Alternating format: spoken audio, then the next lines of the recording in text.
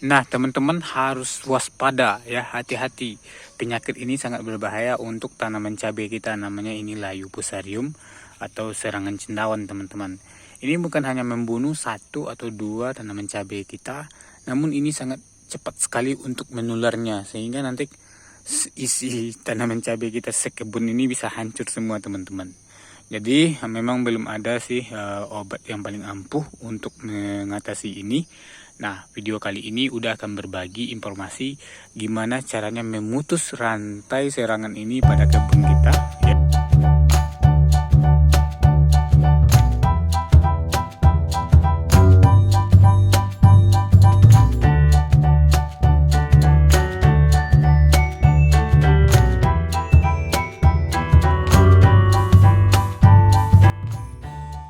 Nah, teman-teman, pada kesempatan kali ini kita sedikit berbincang lepas saja tentang perawatan tanaman cabai pada musim hujan. Kebetulan di sini curah hujan cukup tinggi, hampir setiap hari hujan. Nah, di sini kita perlu perawatan yang lebih ekstra lagi, teman-teman. Memang hujan itu sangat dibutuhkan oleh tanaman, tapi kalau curah hujannya tinggi dan ekstrim, ini juga akan menjadi kendala bagi kita sebagai petani.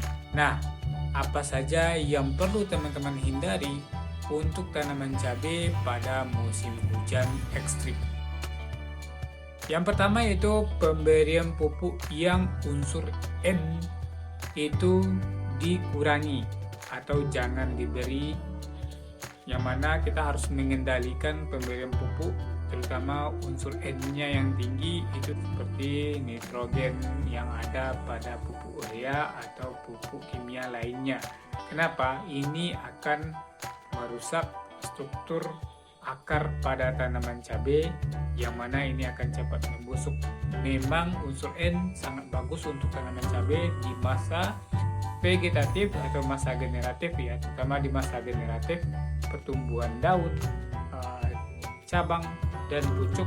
Namun itu di musim yang normal, teman-teman, tidak pada musim hujan, atau ini lebih baik dilakukan pengocoran pada musim kemarau, teman-teman.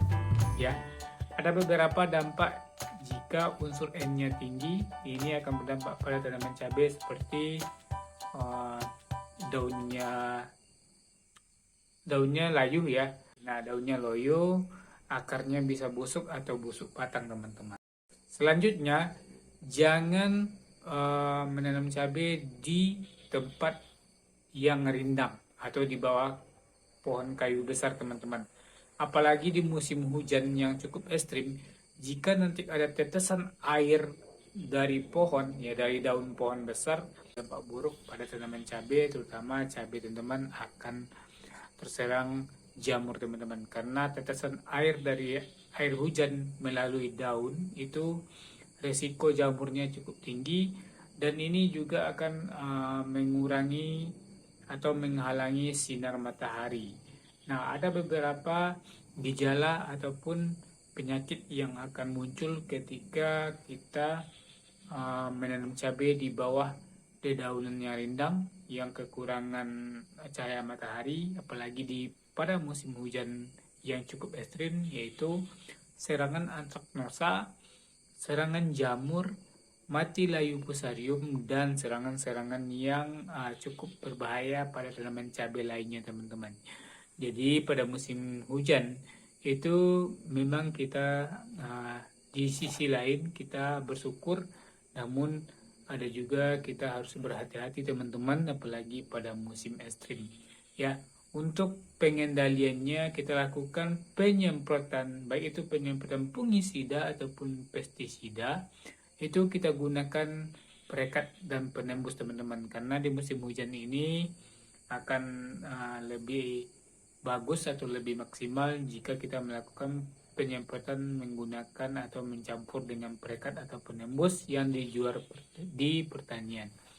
Nah, untuk pemupukan lebih disarankan pemupukan itu butiran ya. Dikurangi pengocoran karena di musim hujan itu sudah cukup ya. Kebutuhan airnya sudah cukup, teman-teman.